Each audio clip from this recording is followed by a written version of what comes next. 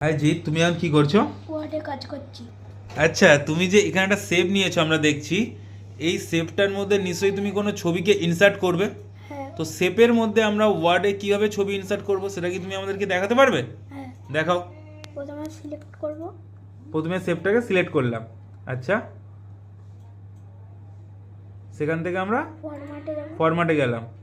আচ্ছা, তারপরে সেভ ফিলে যাব, তাই তো? সেভ ফিলে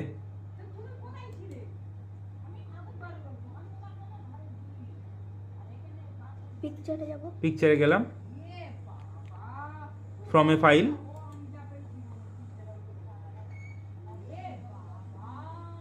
এখান থেকে একটা পিকচারকে চুজ করলাম। পিকচার ওকে,